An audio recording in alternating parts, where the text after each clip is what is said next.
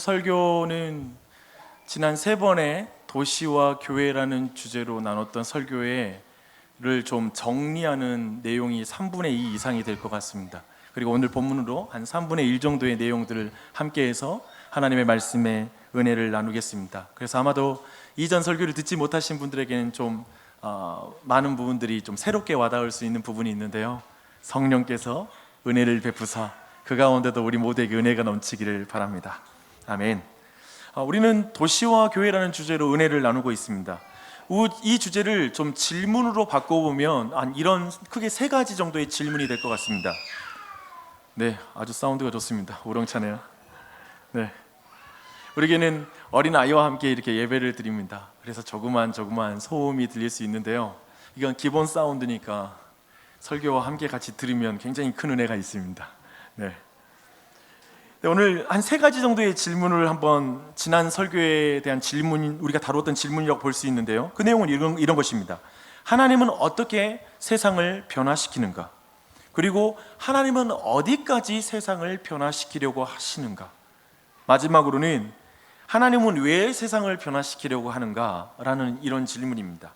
네, 어때요? 제 질문이 있습니다. 이 질문이 여러분에게 와닿는 질문입니까? 좀 더 이 내용에 대해서 알고 싶으세요? 그리고 이 내용을 정확하게 안다면 거기에 여러분의 삶을 던질 마음이 있으십니까? 질문 여러 개 받으니까 너무 혼란스럽다고, 정리가 안 된다고 지금 말씀하시는 것 같은데요, 그 질문을 교회와 도시라는 주제와 연결시켜서 다시 한번 제가 그 질문을 바꿔볼게요. 하나님은 교회를 통해 어떤 방법으로 도시를 변화시키려고 하시는 것일까요? 그리고 교회는 영혼만 구원하면 되는가? 아니면 도시의 정의와 자비 그리고 문화의 변혁까지 추구해야 되는가? 그리고 교회는 왜 복음 전도와 정의와 자비 사역, 구제 사역을 해야 하는가? 아마도 이렇게 질문을 다시 바꿀 수 있을 것 같습니다. 다시 한번 질문 드리겠습니다. 이 주제에 대해서, 이 질문에 대해서 여러분 관심 있으십니까? 알고 싶으십니까? 저는 지금 2번이나 이렇게 질문했어요. 이 질문들이 와 닿으십니까? 라는 질문을 했습니다. 왜냐하면 복음 전도와 정의와 자비 사역, 자비를 구제로 바꿀 수 있거든요. 정의와 구제 사역은 모두 타자 지향적인 사역이기 때문에 그렇습니다. 우리는 근본적으로 모두가 자기 중심적 성향을 가진 사람들이에요. 이기적이죠. 그런 사람들에게 복음 전도 그리고 정의와 자비 사역이라는 주제는 근본적으로 우리에게 크게 와닿지 않는 주제라는 걸 먼저 짚고 가고 싶습니다. 도리어 우리는 아마도 애둘러 이렇게 말할 수 있습니다. 아니, 지금 우리 공동체에게 필요한 것은 외부로 나아가는 것이 아니라 내부의 문제를 해결하는 것 아닐까요? 지금 우리 내부에 문제들이 산적해 있는데 우리가 왜 많은 재정들을 밖으로 쏟아내야 되는 것이죠? 라는 이런 말을 할 수 있습니다. 이런 지적은 아마도 제가 볼 때 교회가 이 땅에 존재하는 동안, 우리 교회가 아마도 앞으로 계속 이 땅에 있는 동안 계속 나올 질문들입니다. 교회는요, 기억할 건 내부에 문제가 없을 때가 없을 거고요, 교회는 내부적으로 재정이 넘쳐나서 밖으로 흘려보낼 수 있는 수준의 재정 구조를 가질 때는 결코 오지 않을 것입니다. 이런 주제는 사실 교회만 가지고 있는 고민이 아니에요. 한번 여러분의 삶에 한번 적용해 보십시다. 우리 가정에 한번 그 관점으로 보십시오. 우리 개인과 가정에는 타자 지향적인 활동들이 얼마나 있습니까? 다른 사람을 위한 활동, 우리 가정, 우리 아이들 외에, 나를 위한 거 외에 다른 이들을 위한 활동은 얼마나 있어요? 우리가 이해하는 바, 저는 성경을 이렇게 믿어요. 믿음의 조상 아브라함의 사명은 이방인에게 복을 흘리는 축복의 통로라고 믿습니다. 믿으십니까? 저는 그렇게 믿습니다. 그건 타자지향적인 복이다. 즉 아브라함에게 하나님이 주신 복은 너의 집안에 5,000명분을 가지는 복을 받는 게 아니라 5,000명이 가져야 될 재화가 한 사람에게 모이고 고이는 것이 복이 아니라, 그래서 남들과 비교하면서 나 복 받아서 나를 보고 예수 믿어 라고 말하는 게 기독교에서 말하는 복도 아니고 선교도 아니라고 생각합니다. 도리어 오병이어를 나누어서 5,000명을 먹이는 게 하나님이 말하고 아브라함을 통해 약속하신 하나님의 복의 개념인 것이죠. 그렇죠? 그렇다면 우리는 아마도 대부분 나와 가정을 위한 복음, 나와 우리 가정을 위로해주는 말씀, 그런 메시지에 대해서는 굉장히 감각이 발전되어 있죠. 그래서 그런 메시지를 듣는 것에 대해서는 여러분이 매우 익숙할 것입니다. 하지만 타자에게 복음을 전하는 것, 타자에게 내가 가진 복을 나누어서 가난한 자들을 평등케 해주는 것, 채워주는 것에 대한 우리의 감각은 굉장히 발전되어 있지 않습니다. 매우 둔감하죠. 이때에도 우리 내면에서 애들로 이렇게 표현하고 있지 않아요? 지금 내 안에도 이렇게 문제가 많고, 지금 우리 부부 사이도 이렇게 치명적인 문제가 있는데 누구를 전도하고 누구를 돕는단 말이야. 제발 너나 잘해. 너나 잘하고 나서 다른 사람 생각해. 허세 떨지 마. 어쩌면 이 말이 우리의 삶에 있지 않아요? 그리고 이것이 우리로 하여금 타자에게 나아갈 때 가장 방해가 되는 강력한 논리가 이거 아닌가요? 내 안에 문제도 많아. 우리 가정도 지금 제대로 안 됐어. 근데 무슨 봉사야, 무슨 공동체야, 어떻게 내가 밖으로 나가. 이 말이 사실은 굉장히 강력한 말입니다. 우리 중 누가 타자지향적인 교회와 그리스도인의 삶을 누가 부정하겠어요? 우리 모두 거기에 동의하고 있잖아요. 교회는 마땅히 교회를 위한 교회가 될 것이 아니라 도시를 위한 교회가 돼야 되고 다른 사람을 위한 교회가 돼야 돼 라는 말에 대해서 우리 모두는 맞아, 그런 교회가 돼야지 라고 생각합니다. 그리고 우리는 이기적인 그리스도인들 굉장히 싫어하죠. 그리고 기독교가 매우 정치적 이익 집단이 되어가지고 한기총이나 무슨 그런 교회 연합에서 정치적 발언을 하면서 어떤 정당을 이렇게 지원하는 듯한 발언을 하면 거기에 대해서 많은 사람이 혐오감을 갖습니다. 매우 싫어하죠. 그렇다면 그런 싫어하는 감정 가운데 이 질문을 한번 여러분 받아보십시오. 그런데 여러분이 만약에 여러분이 속한 교회가 타자지향적인 주제의 설교, 구제와 그리고 도시 정의 사역, 그리고 우리가 이 땅에서 어떻게 이 도시 안에 도시를 위한 교회가 될 것인가 하는 지난 3주의 메시지가 여러분에게는 어떻게 다가오셨어요?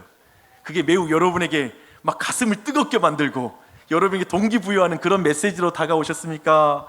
아니면 그렇지 않았습니까? 타자지향적인 교회로서 우리가 속한 교회가 타자에게 돈을 많이 흘리면 여러분은 어떨 것 같아요? 그런 교회에 속하고 싶으세요? 저는 꼭 그렇지만은 않다라는 걸 보게 됩니다. 이해되시죠? 우리는 분명히 이기적인 교회도 싫어하고 자기중심적인 교회 매우 싫어하고 매우 우리가 철학적으로는 교회는 그러면 안 돼라고 생각하지만 실제로 내가 속한 교회가 그런 메시지가 나오고 그런 말씀이 증거될 때 사실은 나하고는 너무나 먼 이야기야. 좀 오늘 나에게 좀 위로가 되는 말씀 전해주면 안 돼요? 좀 우리의 사명 그런 거 부담되게 말하지 말고 좀 내 마음을 따뜻하게 해주는 위로의 말씀 좀 증거해 줬으면 좋겠어요 라는 생각이 사실 우리 마음을 지배하고 있지는 않는지를 한번 보라는 것입니다. 사실 이게 제가 볼 땐 자기 분열적 현상이에요. 그렇지 않아요? 매우 자기 분열적 신앙생활이 우리에겐 많이 있어요. 왜냐하면 제가 이 자기 분열적 신앙이 되는 것 이유를 아까 말씀드린 것처럼 너나 잘하세요라는 말 때문에 그래요. 너나 잘하세요. 한국 사회는 제가 볼 때 한국 교회를 너무 오해하고 있어요. 최소한 한국 교회의 50대까지는 너나 잘하세요라는 말을 되뇌이며 이타적인 삶으로 나아가는 걸 다 주저하고 있어요. 그리고 자신을 깨고 타자에게 나아가는 그런 신앙의 방향으로 거의 못 나가고 있어요. 내 가정, 내 자식, 내 문제, 거기 안에서 굉장히 침체되고 어렵고 그 이상으로 삶을 이타적으로 희생하는 삶으로 나아가는 기독교인을 만나는 건 굉장히 드물어요. 한번 봐보세요. 지금 설교를 듣는 이 순간에도 굉장히 이 말이 무슨 말인지 헷갈리시죠? 지금 그리스도인과 교회는 거대한 자아 분열적인 정리되지 않은 생각 속에서 이거 내 문제부터 해결해야 되는 거야, 내가 밖으로 사역을 해야 되는 거야, 사역을 하자니 내 문제가 많고 내 문제를 보자니 정말 하나님의 사람으로서 제대로 못 사는 것 같고 하는 이 갈팡질팡하는 마음, 혼란스러운 마음을 우리 안에 되게 지울 수가 없는 상황입니다. 여기서 한 가지 정확하게 정리하고 우리가 넘어갔으면 좋겠습니다. 가정이든 교회이든 내부적으로 문제가 없고 재정이 넘쳐서 타자지향적인 아브라함의 약속, 아브라함의 사명을 수행할 사람이 아무도 없다라는 것입니다. 절대 없어요. 항상 교회와 그리스도인은 자신 안에 문제가 없어서 밖으로 나갈 수 있는 존재가 아니라 모든 문제를 해결하신 예수 그리스도를 중심에 모실 때에만, 예수 그리스도의 복음으로 말미암아 은혜가 넘치고 그리스도로 말미암아 용기를 얻고 담대함을 얻을 때에만 자기 문제를 넘어서서 나아갈 수 있기 때문에 그렇습니다. 사랑하는 여러분, 성경에서 우리는 충분히 발견해요. 우리를 위하여, 우리 이름을 위하여 자기 중심적 사람은 아무리 많은 재화를 가져도 부족해요. 왜냐하면 그 수많은 소유 가지고 자기를 증명해야 되거든요. 그런데 오직 하나님을 위하여, 하나님의 이름을 위하여, 하나님의 영광을 위하여 철저히 하나님 중심적인 삶을 살아갈 때 오병이어도 드릴 수 있는 거예요. 드디어 타자를 향해 나아갈 수 있는 거예요. 하나님이 내 안에 계시거든요. 이 은혜가 우리 모두에게 있기를 바랍니다. 아멘. 그래서 이 시간 한 가지 교정을 하고 오늘 말씀 주제를 더욱더 다뤄가시게요. 복음 전도와 정의와 자비와 구제 사역을 다룰 때 자꾸 교회의 문제와 외부의 문제에 선후를 계산하는 방식으로 접근하지 마십시오. 예를 들면 이런 거죠. 교회 안에 교제하고, 그리고 교회 안에 또 서로 돌보고, 그리고 공동체성을 좀 알고 그 다음에 이제 선교 나가야죠. 우리 내부 문제도 많은데 이건 먼저 하고 나중에 갑시다. 이런 식으로 선후의 문제로 이 부분을 접근하면 평생 못 나가요. 그렇죠? 동일하게 개인과 가정도 마찬가지예요. 우리 가정, 우리 내부의 문제와 그리고 외부의 문제를 대조하는 방식으로 여러분이 가정이 선교적인 가정이 될 수 있는 게 아니에요. 그래서 쉽게 말해서 이런 말이죠. 나도 힘들어 죽겠는데 내가 다른 사람 신경 쓰게 생겼습니까? 우리 문제도 많은데 외부와 관련된 내용이 닿게 생겼습니까? 안 와닿았죠. 나도 문제 많아요 라고 이렇게 말하는 이 생각의 구조를 깨뜨려야 돼요. 그렇지 않는 이상 이걸 넘어갈 수가 없습니다. 주 안에 사랑하는 여러분, 예수님과 예수님의 제자, 이 시대의 교회는 타자지향적인 유일한 기관입니다. 아멘. 이 말은 예수님을 믿지 않는 사람들은 선행을 할 수 없다는 말이 아니에요. 다른 사람을 위해서 좋은 일을 못한다는 말이 아니에요. 오직 교회만이 예수 그리스도의 은혜 때문에 이기심을 이기고 타자에게 나아갈 수 있는 유일한 기관이라는 의미입니다. 좀 더 그 의미를 생각해 볼까요? 잘 생각해 봤어요? 세상 사람은 노블레스 오블리주를 말해요. 곧 약자를 도와주는 것이 강자의 의무라는 거예요. 근데 이것은 전형적으로 수치와 명예 문화에서 나온 윤리입니다. 즉, 이 세상에서 힘을 가졌으면 약한 자를 도와줄 때 명예를 얻는 거예요. 그래서 그 구조 안에서 나온 거예요. 그래서 강자는 자신의 명예를 위해서, 그리고 자신의 만족을 위해서, 또 수치심을 피하기 위해서 약자를 도와줍니다. 결국 자기를 사랑하기 위해서 약자를 도와주는 거예요. 이 세상엔 그런 윤리들이 굉장히 개발되어 있어요. 동양의 윤리도 근본적으로 이 수치와 명예의 문화에서 나오고 있고요, 서구의 문화도 이와 크게 다르지가 않습니다. 우리는 이것을 자기지향적 윤리라고 말합니다. 자기중심적 윤리이죠. 그런데 교회만이 타자지향적 윤리를 가지고 있는 것입니다. 교회에서 가장 중요한 가치는 자기의 명예가 아니에요. 수치심이 아니에요. 교회에서 가장 중요한 모든 원동력과 내용과 핵심은 뭐냐면 사랑이에요. 사랑이에요. 그래서 기독교는 달라요. 오직 교회만이 예수님의 사랑을 받아서 교회의 안과 밖을 향해 나아가는 것입니다. 그래서 모든 그리스도인들은 이 타자지향적 이 윤리, 타자지향적 삶에서 벗어날 삶이 없습니다. 모든 사람의 의무이고 사명입니다. 그래서 그리스도인들만 이렇게 말할 수가 있어요. 나만 힘든 게 아니야. 모두 힘들지. 우리만 이런 문제 있는 게 아니야. 모두 다 이런 문제 가지고 있지. 그런데 여기서 내 문제에만 붙들리면 안 돼. 우리 문제만 본다고 해서 해결되지 않아. 오직 모든 문제의 해결자는 예수 그리스도밖에 없어. 우리 예수 그리스도밖에 없어. 우리에게 필요한 것은 문제의식이 아니라 예수님의 사랑이 필요한 거야. 우리에게 필요한 것은 문제의 원인과 결과 어떻게 해결되면 할지 그 방법이 아니라 예수 그리스도의 우리의 능력이 필요한 거야. 우리 더 기도하자. 더 예수님 의지하자. 그리고 우리는 더욱 예수님 의지해야 돼. 내가 힘드니 우리 함께 기도해야 되고, 우리만으로 안 되니까 세상을 향해 나아가야 돼. 교회는 세상의 소금과 빛이니까 라고 말하는 거예요. 독특한 기관이에요. 교회는 모든 세상의 기관은 먼저 모든 어려움이 닥치면 내부에 그 뭐라고 하죠? 구조조정이 일어나잖아요. 놀랍게도 기독교는 외부를 바라봐요. 예수 그리스도 하나님, 그리고 그 하나님, 우리가 또 이 문제를 풀 때 도리어 외부의 일을 과감하게 외부의 것을 도와주며 내부가 치료되기 시작해요.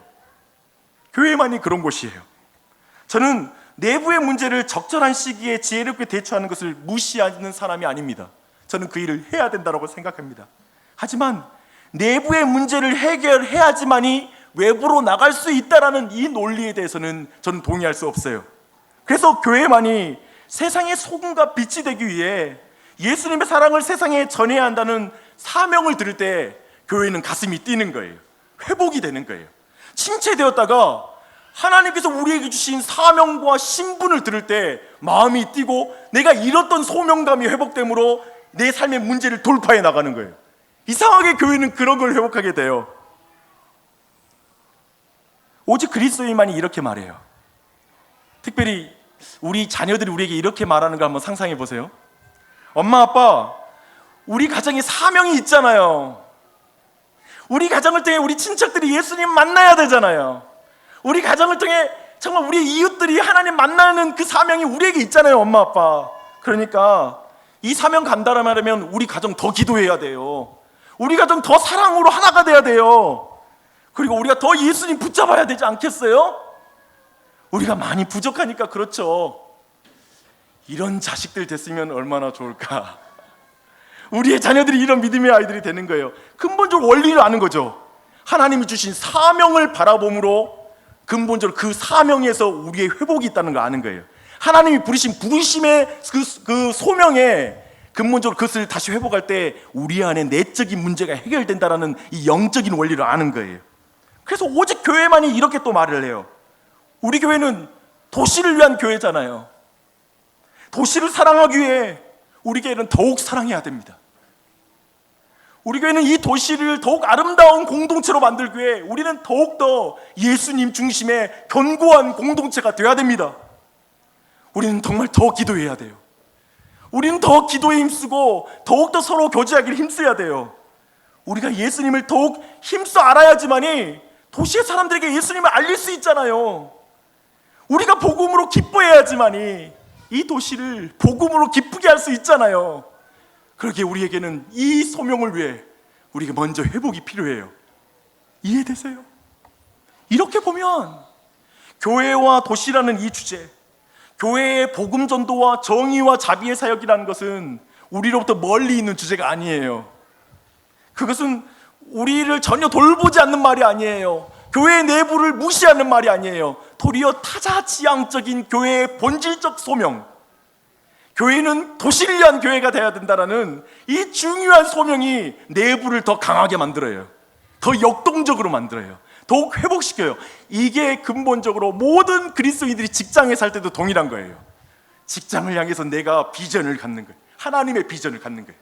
하나님의 꿈을 갖는 거예요. 하나님의 소명을 기억하는 거예요. 내가 여기 그냥 부름받지 않았지, 여기 하나님이 그냥 두시지 않으셨지, 돈벌이만 하라고 둔 건 아니지, 하나님께 내게 사명이 있어 라고 스스로를 사명자라고 이해할 때, 그때 우리 안에 다시 내면이 살아나기 시작해요. 기도해야 되겠다는 생각이 들고 더 하나님 의지해야 된다는 생각이 든다고요. 이 원리가 이해되십니까? 바로 이것이 함께 연결되고 통합되고 상호작용하고 있다는 걸 깊이 이해하는 게 굉장히 중요합니다. 저는 지금 굉장히 길게 이기심을 깨뜨리는, 바벨론의 정신을 깨뜨리는 타자지향적인 외부 사역이 왜 우리에게 와닿지 않는지에 대한 이유를 쭉 설명했습니다. 좀 동의가 되십니까? 그리고 어떻게 그걸 돌파할지에 대한 그것 또한도 함께 나누었습니다. 제가 이렇게 길게 나누는 것은 사실 이번 주 수요일에 제가 좀 큰 은혜를 받았습니다. 지난 월요일부터 목요일까지 WOG의 전도 스쿨이 우리 더 지구촌 교회에서 오전에 있었거든요. 1시간 남짓한 시간을 이제 9개 교회 성도들이 모여서 이제 그 세미나를 들었어요. 근데 사실은 전도스쿨에 참여한 내 개인적으로 요즘 내가 부딪히고 있는 이슈, 내가 요즘 고민하고 있는 문제들이 전혀 다뤄지지 않는 스쿨이었어요. 이름이 전도스쿨이잖아요. 지금 내게 필요한 건 치유 스쿨이 필요하고, 아니면 회복 프로그램이 필요하고, 아니면 어떤 다른 식의 내용들이 내게는 더 필요하고 와닿을 것 같은 그런 내 자신이었습니다. 그런데 4일 내내 강의에 충실하게 참여했습니다. 근데 수요일 날 강의를 듣는 중에 정말 눈물을 펑펑 쏟았어요. 그런 거 있잖아요. 1년에 여러분은 몇 번 정도 경험하세요? 그냥 주체할 수 없이 그냥 눈물이 흐르고 끄억끄억 하고 하나님 앞에 우는 경험 말입니다. 근데 그날 제가 그랬어요. 그냥 울었어요. 왜 그랬냐면, 이제 강사님이 계시록에 있을, 마지막에 종말에 있을, 계시록에 있을 교회의 완성과 모든 민족과 방언이 하나님 앞에 서서 예배할 그 교회의 영광스러운 모습에 대한 말씀을 쭉 읽어주면서 그 말씀을 전하는 거예요. 근데 그 말씀을 듣는데 갑자기 그냥 하나님이 내 마음을, 그 말씀이 나를 쭉 끄집어 당기는 것 같았어요. 어디로부터 끄집어 당기냐면, 그냥 나의 시선, 그냥 내 자신의 이슈, 그냥 내 자신이 관심 가지고 있는 주제, 내가 몰입하고 있는 문제로부터 쭉 끄집어 당기는 기분, 그리고 내 자신의 생각들로부터 쭉 끄집어 당기는 기분, 지금 내 자신에 대해서 내가 생각하고 있고 내가 판단하고 있는 모든 판단으로부터 말씀이 쭉 끄집어 당기는 기분이 드는 거예요. 그렇게 멀리 떨어져서 내 자신을 이렇게 딱 보는 듯한 기분, 그런 마음의 그 위치에 두시더라고요. 근데 그렇게 나니까 너무 눈물이 나는 거예요. 하나님의 이슈가 아닌 내 이슈를 붙잡고 있는 나, 하나님의 관심이 아닌 내 관심에 몰입된 나, 하나님의 마음이 아닌 그냥 자기 연민에 빠져 있는 나, 하나님의 계획이 아닌 그냥 내 계획에 골몰에 있는 나. 그러면서 대학생 시절 때 그 말씀 앞에 처음으로 울었고 감격했던 그 때가 떠오르는 거예요. 저 대학교 때 그 꿈 꿨거든요. 청년 대학생들이 예배 가운데 뛰는 모습 보면서 내가 열방 가운데 나아가서 모든 민족과 백성과 방언이 하나님께 예배하는 일에 내 삶을 드릴 거야, 거기에 쓰임받기 원해라는 그 꿈을 꿨거든요. 근데 그 꿈을 꾸는 사람이 어느새 내 자신이 온통 나에게 몰입되어 있는 거예요. 내 자신에게. 더 이상 하나님이 보는 것을 보지 못하는 모습으로 서 있는 모습 보니까 그렇게 마음이 슬퍼서 울음이 나오더라고요. 하나님께 죄송하고 내 모습을 봐서 어떻게 눈물이 안 나겠습니까? 사랑하는 여러분, 저는 지금 이 시간에 계속해서 한 가지만 말하고 있는 거예요. 이 한 가지가 여러분의 마음에 들리길 바라요. 자기지향적 삶이 당신을 행복하게 하는 것이 아니라 타자지향적인 삶이 여러분을 더 행복하게 할 것입니다. 당신이 붙잡는 비전이 여러분을 기쁘게 하는 것이 아니라 하나님의 비전이 여러분을 더 기쁘게 할 거예요. 이건 아멘이에요. 아멘. 당신이 몰입해 있는 문제가 해결되어 여러분이 평안한 것이 아니라 모든 문제를 풀어주시는 예수 그리스도가 우리 마음에 있을 때에만 우리는 평안할 수 있을 것입니다. 그래서 타자에게 복음을 전하는 사명, 가난한 자를 구제하는 것, 불의한 이 세상에서 정의를 행하는 것은 개인과 가정을 더 행복하게 만들고 더 기쁘게 만들고 더 온전하게 만들고 더 분명하고 아름답게 만드는 것이라는 사실을 기억하십시오. 어느 순간 우리 모두는 지금 다시 그 영광을 봐야 돼요. 지금 너무 우리는 우리 자신의 눈앞에 있는 것만 보면서 행복과 기도를 하고 있어요. 하나님이 보고 있는 걸 봐야 돼요. 이것만 정확해도 우리의 교회 생활은 얼마나 많이 바뀔까요? 그리고 우리의 일상과 직장 생활은 얼마나 많이 바뀔까요? 어마어마한 변화가 있을 거예요. 지금 제가 집요하게 성경의 일관성 있는 가르침을 지금 온 교회에 외치고 있습니다. 첫 설교에서 우리는 요나가 자기지향적 삶, 즉 자기 민족만을 사랑하는데 몰입된 사람이라는 걸 살펴봤어요. 근데 하나님은 우리에게 이스라엘을 괴롭히는 아수르의 최대 도시인 니느웨를 하나님이 사랑하고 있다는 걸 우리에게 깨닫게 해주세요. 그래서 그 메시지는 분명하죠. 하나님은 빛가람 도시를 사랑하세요. 온갖 죄악들이 있죠. 하나님을 떠난 모습도 있죠. 하지만 하나님이 이곳에 있는 영혼들을 사랑하고 있고 우리에게 근본적으로 이 도시를 존중하고 사랑하기를 원하는 거예요. 제가 예전에 이 말에 충격을 먹었거든요. 도시를 존중한다는 말에 충격을 먹었거든요. 제가 처음 이 단어를 대했을 때 도시를 존중한다. 이 도시를 존중해야지만 이 도시가 변화돼요. 우리는 그 변화의 사역을 할 수 있어요. 무시하는 이상 우리는 교만한 자로 비춰질 뿐이에요. 저는 이 도시를 존중하는 거예요. 그것을 우리는 요나서를 통해서 배웠어요.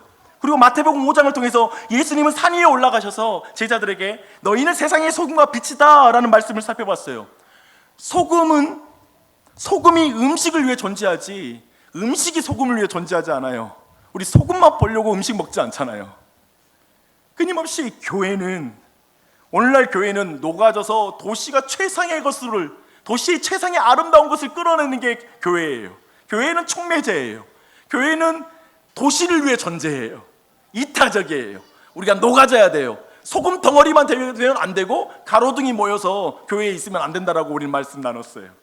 그 매우 낮아짐이고 겸손함이고 우리 자신을 부인하는 일이 바로 교회에 있어야 한다는 걸 말씀 가운데 봤습니다. 그리고 지난주에는 우리는 디모데후서 5장을 통해서 말세의 자기 몰입적 문화에 의한 고통스러운 현실을 나눴어요.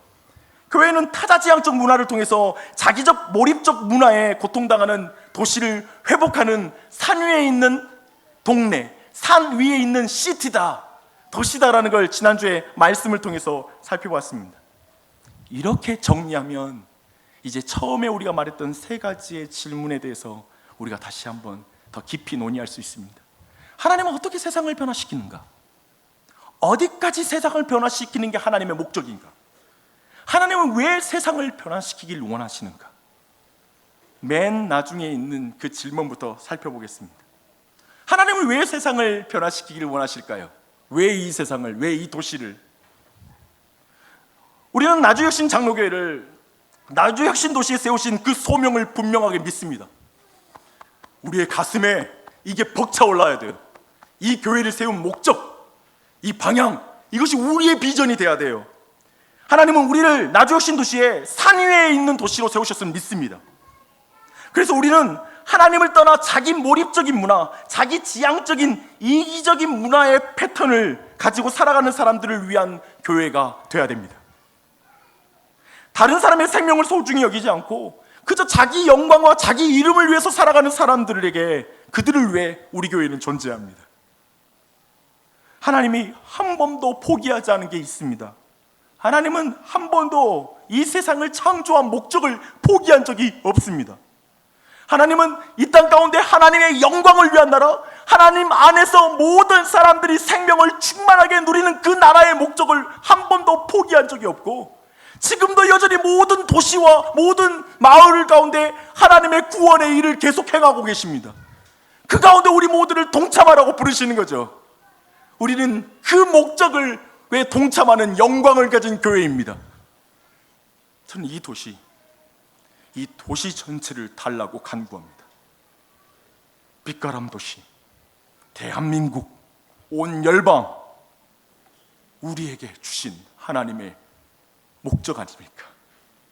그 일이 우리의 가슴에 같이 뛰어서 같이 감당하는 게 교회예요.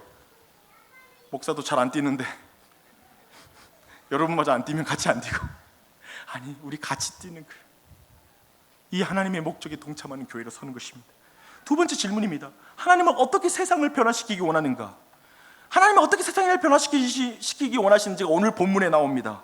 사도 바울은 교회를 이 세상을 변화시키는 하나님의 방법이라고 말합니다. 그리고 2장 14절을 주목해 보십시오.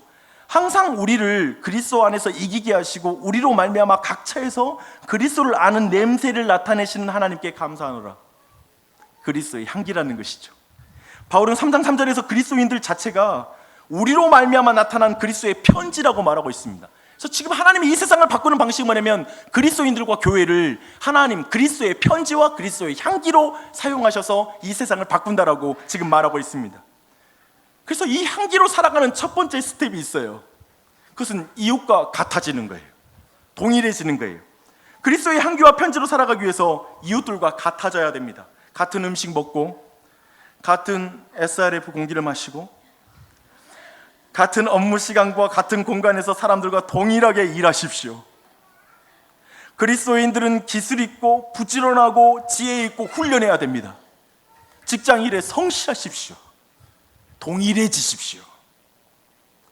우리는 이걸 좋다라고 승리라고 말하지 않는 거죠. 다른 사람 다 야근하는데 내가 수요 예배에 몰래 빠져나오게 됐어. 하나님께 감사합니다 라고 말하지 않는 것이죠.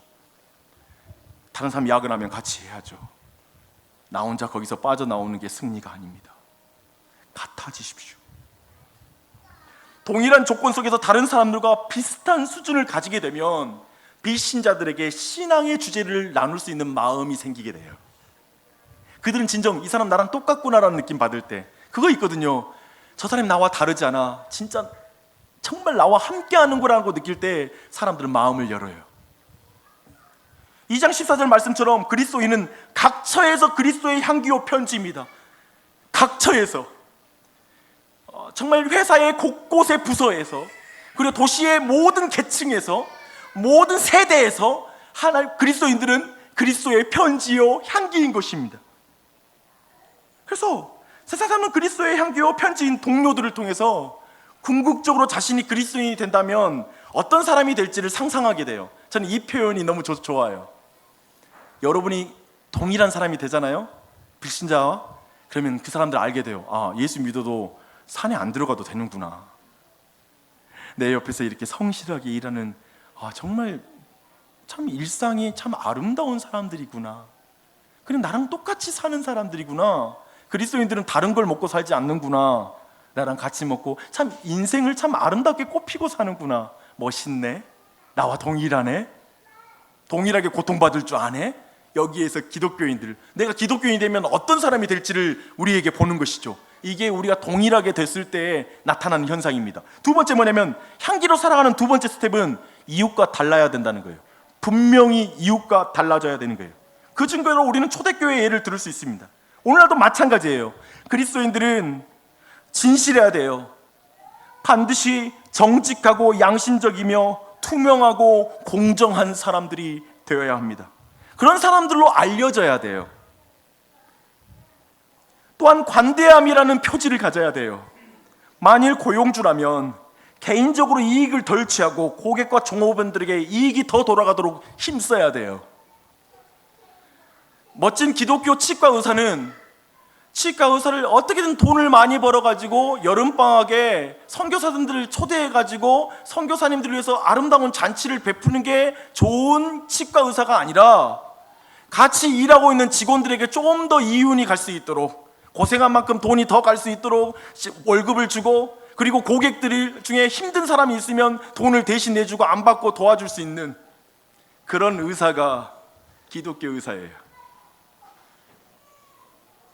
시민으로서 궁핍한 사람에게 기부하는 재정이 있어야 되며, 그리고 시간에 있어서도 관대한 사람이 되는 것, 때론 자신이 마땅히 누릴 수 있는 생활 수준보다 낮게 살아가는 것들을 기꺼이 감수하는 그리스도인. 그리스도는 또한 낯선 사람에게 친절한 것으로 유명해져야 돼요. 다른 사람을 집으로 초청하는 것을 훈련해야 되고요, 가난한 이웃과 사람들에게 베푸는 것을 즐거워하는 거예요. 동정심의 표지가 있어야 돼요. 자기 이익을 챙기거나 자기 개인 관계와 사업에서 무자비하지 않아요.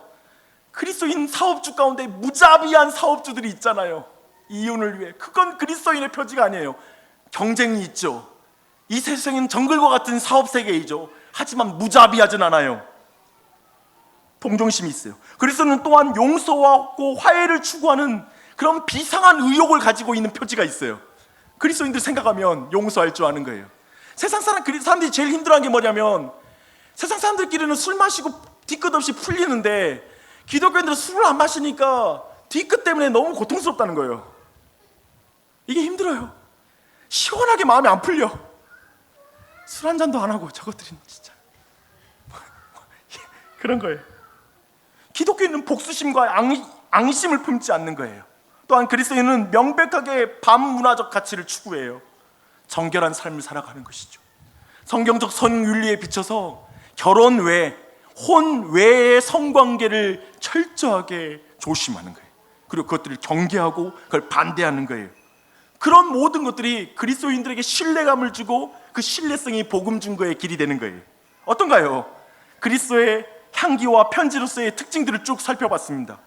그런데 이것을 살 수 있는 것은, 그래서 세상을 변화시키기, 이런 내용들을 그냥 부담만 되지 않으세요?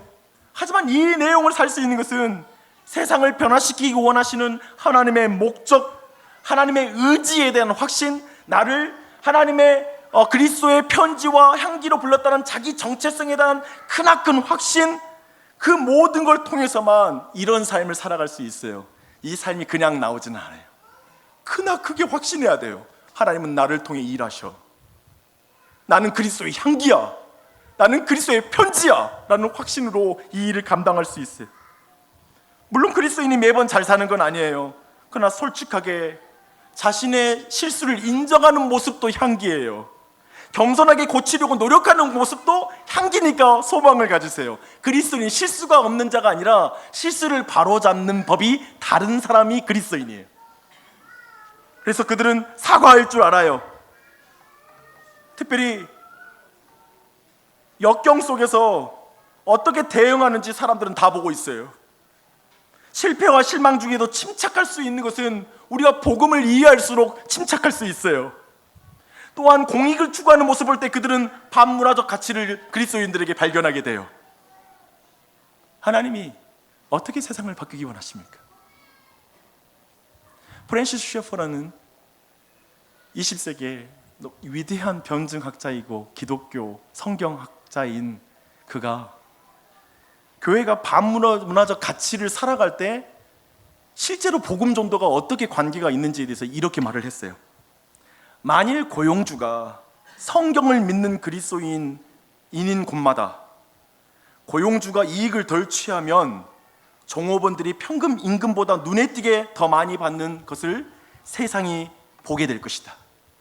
그렇다면 이익은 세상의 기준과 똑같되 대신 많은 금액을 기독교 학교와 선교와 복지에 기부하는 경우보다 복음이 훨씬 더 잘 전파될 수 있을 것이다. 저는 이 셰퍼의 계산이 맞다고 생각해요. 우리가 선교적 삶을 사는 것은 대단히 선교지에 나가고 그리고 선교사에게 막 돈 벌어서 악착같이 벌어서 돈 많이 보내자는 게 진짜 선교가 아니라 이 땅에서 내 있는 것을 이웃과 나눌 줄 아는 것, 내 삶을 다른 사람과 시간을 나눌 줄 알고 관대하게 나아가는 것, 그게 훨씬 세계 복음화를 앞당기는 일이 될 수 있다는 거예요. 물론 세계 선교에 나아가는 그것 자체를 후원하는 걸 우리가 약화시켜서 안 돼요. 계속 강화해야 돼요. 복음전도를 강화해야 돼요. 그 일을 감당해야 돼요. 지난 한 주에 제게 가장 충격적인 말을 나누겠습니다. 이 충격적인 말은 WOG 대표인 오장석 대표의 강의 중에서 들은 말입니다. 오늘날 우리는 증인의 가치를 잘 모릅니다. 그래서 나를 보지 말고 하나님을 보세요, 나를 보지 말고 예수님을 보세요라고 말합니다. 그 말은 일견 맞습니다. 일견 사실입니다. 하지만 이것은 2단은 아니지만 3단, 4단은 됩니다. 성경은 증인의 가치를 말하기 때문에 그렇습니다. 증인은 복음의 향기입니다. 복음의 편지입니다 라는 말이죠. 복음의 향기, 복음의 편지, 분명히 이 모든 건 우리 모두가 감당할 수 없는 사명의 무게를 담은 말이기도 해요. 아실 거예요. 우리는 이 말로 많이 피했어요. 나 보지 말고 예수님 보세요. 나 보지 말고 예수님 보세요. 교회 사람 보고 가나 하나님 보고 가지. 그 말은 일견 맞아요. 근데 그 사람을 통해 하나님 일하세요. 이걸 놓치면 우리는 자기 안에 비윤리적인 삶, 하나님을 따르지 않는 제자로 살지 않으면서 요리조리 피해 나가는 그리스도인으로서 계속 살 뿐이에요. 사랑하는 여러분, 우리는 부족한 삶에 절망합니다. 그때마다 기억하십시오. 우리는 복음의 향기이지 복음은 아니에요. 복음의 향기이지 복음은 아니에요. 우리는 때론 더러운 죄의 향기를 낼 때도 있어요. 그래서 자신을 통해서 복음이 더 이상 전해지지 않을 것 같은 낙심할 때가 있어요. 제가 보니까 직장 생활에서 그리스도인들은 5개월 지나면 그곳에서 더 이상 복음 전할 생각을 못하게 되고 이제 부서가 바뀌길 기다려야 되고, 그럼 아니면은 관계가 바뀌어서 다른 지사로 옮기는 걸 기대해야 돼요. 왜냐하면 자기의 이기적인 모습이 그 사이에 들켰거든. 그러면서 이제 나를 통해서 일하지 않을 거라는 확신이 내 마음을 사로잡거든. 그러면서 많은 사람이 뒤로 후퇴하죠. 제 말이 틀린가요? 제가 그랬는데, 제가 그렇게 되던데요. 그래서 예수님만 보세요라는 말이 나오는 거죠. 안 돼요. 그러나 그런 상황에서 도리어 그리스도인들은 이렇게 말하는 게 좋아요. 혹시 그 사람에게 직접 이렇게 말하지 않을지라도 이런 심리를 우리가 가져야 돼요. 저는 참 부족한 사람이네요. 나도 예수님을 닮아가려고 하는데 잘 안 되네요. 계속 하나님의 도움을 구하고 있어요. 이번에 피해를 줘서 정말 미안합니다. 하지만 예수님은 정말 아름다운 분이세요.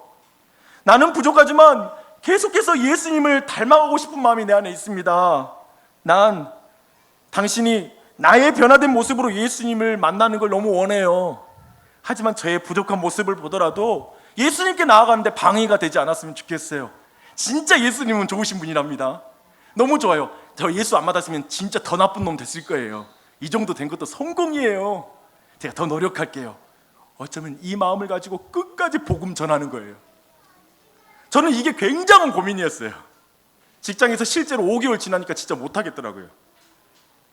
근데 이 말, 그저 내 자신을 인정하고 계속 그렇게 노력하며 주님 닮아가기를 멈추지 않는 것, 그게 직장에서 실질적인 전도하는 삶을 가능하게 해주는 거예요. 지난주에 WLB를 잘 마쳤습니다. 그런데 행사 중에 한 가지 어려움이 있었습니다. 몇 개 교회의 봉사자들이 음식을 나누며 전도를 했습니다. 원래 복음을 전하거나 한 교회를 홍보하지 말자는 게 이번 연합 행사의 규칙이었어요. 그래서 그걸 제가 막아야 됐어요. 아무도 막을 사람이 없고 제 말만 먹혔어요. 그 상황이었어요. 그렇게 하고 나서 제가 너무 힘들었습니다. 내 행동이 무리하지 않았나? 결국 전도를 막는 목사로 오해되겠구나. 이 딜레마, 목사가 전도를 막아, 이 굉장히 제 평판에 심각한 문제가 되죠. 저는 근데 그분들의 행동을 너무나 이해가 돼요. 결국 영혼권이 너무 중요하다는 확신 때문에 그런 거예요. 그 놀라운 행사와 축제를 해놓고 예수 믿으란 말 한마디 못하면 뭔가 거대하게 빠진 게 있잖아요. 진짜 전해줄 거 못 전해준 그 마음이 그분들 안에 있었던 거예요. 그것은 분명히 틀린 말이 아니에요. 내가 존중해줘야 될 마음이에요. 도리어 우리에게 그런 마음이 없는지를 돌아봐야 될 거예요. 정말 영혼군에 대한 마음이 있는지 우리 안에 돌아봐야 될 거예요. 그런데 우리 교회와 저는 회심의 중요성을 분명히 믿습니다. 하지만 우리가 확신하는 바는 뭐냐면 우리의 복음 증거 방식이 즉각적인 효과를 나타내지 않을지라도 많은 사람의 마음을 닫게 하는 방식이 아니라 10년, 20년, 30년 생각하며 복음을 바르게 증거하는 것, 그것의 중요한 가치를 우리는 선택했고 이번 축제에 대해서도 우리도 그렇게 나아갔던 것입니다. 그래서 우리 모두는 도시문화축제에 힘썼습니다.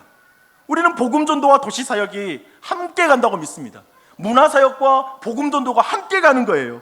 이런 전도론을 정리하느라고 저는 지난 4주의 시간을 할애했습니다. 여러분이 믿거나 말거나 제가 제 마음속에 있는 이걸 정리해서 WLB에서 이 사역을 바르게 시행하게 하고 싶은 마음이 있었습니다. 도시와 교회라는 주제, 복음 전도와 문화의 관계, 도시 전체의 번영과 도시 전체의 회복까지 바라보는 말씀을 우리는 나눴습니다. 사실 교회라는 의미는 뭐냐면 우리 나주혁신 장로교회는 이 비전에다가 복음 전도의 생명을 거는 거예요. 즉 담임 목사부터 이 비전을 가지고 회중들이 거기에 동의한 가운데 우리는 전도를 이 방식으로 한다. 우리는 선교를 이 방식으로 한다. 우리는 도시 전체를 변화시킬 거다라는 이 계획. 우리는 우리 교회만 잘 되는 게 아니라 모든 교회를 성장시키는 방식으로 성장 모델이 이 모델이다. 우리 교회 그렇게 할 거예요. 저도 지금 내일 모레 또 목회자들 스터디 모임 해요. 왜 제가 그걸 하냐면 이건 제 사역 잘하려고 하는 게 아니라 우리 도시 목회자들 모두가 훈련받고 바른 방향으로 가서 그 교회 전체가 성장하면 우리 교회가 성장하는 거예요. 믿습니까? 우리 교회 성장하는 거예요. 내가 이번에 행사 치르면서 하나님이 제게 준 선물이 그거예요. 다른 교회 잘 되는 게 기뻐졌어요. 야, 이 마음 갖기 힘들대요. 진짜 다른 교회 사람들이 초대받는 걸 막 보니까 내 마음이 신나대요. 우리 교회 초대되어 온 것처럼 좋대요. 그래서 좋았어요. 이 사역은 쉽지만은 않아요. WOG 전도스쿨 마지막 강의에 정리한 내용이 있었어요. 그 내용만 말하고 마무리할게요. 더스 버셀 목사는 전 세계에 모인 많은 선교학자와 교회 지도들 앞에서 이렇게 말했어요. 세계 복음화를 막는 가장 큰 장애물은 이슬람이 아니라 교회 자체일지 모릅니다. 하나님 영광을 드러내는 거울의 역할을 해야 할 교회가 영광을 막는 벽이 되는 경우가 많은 것입니다. 또한 여기에 우리 시대의 교회에 적용할 수 있는 내용이 덧붙여졌습니다. 너무 지혜로우면 십자가는 없어집니다. 세계 복음화가 되지 않는 것은 주님의 교회가 고난을 받지 않으려 하기 때문입니다. 지난 한 주 동안 아침 일찍부터 아침 식사 준비로 수고한 손길 축복합니다. 커피를 내리기 위해 모인 지체들도 축복합니다. 커피를 바쁘게 나눈 손길들도 축복하고, 늦은 밤에 짐 정리하느라 11시 가까이 되어서 집으로 돌아간 사랑하는 지체들도 축복합니다. 짧게라도 봉사하려고 직장에서 야근하다가 뛰쳐나와서 봉사 잠깐 하고 다시 직장으로 돌아가는 그 뒷모습도 아름답고 좋았습니다. 각자의, 그리고 또한 이 자리의 모든 성도들, 각자의 위치에서 기도해 주셨고 함께 십자가를 지고 있는 모든 성도들, 이 말만 권면합니다. 십자가를 지지 않아도 될 만큼 지혜롭고 살려고 하지 마십시오. 십자가의 희생과 고난을 피할 정도로 지혜롭게 되지 마십시오. 정민현 선교사님이 이렇게 말씀하셨습니다. 한국 교회가 벤치마킹할 것은 교회 번영이 아니라 그리스도의 고난이다. WLB를 생각하면, 그리고 우리 교회가 이 도시 비전을 가지고 나아가는 것은 고난입니다. 그러나 이 일을 계속 감당할 수 있는 복음의 향기, 복음의 편지, 나주혁신 장로교회가 되길 간절히 소망합니다.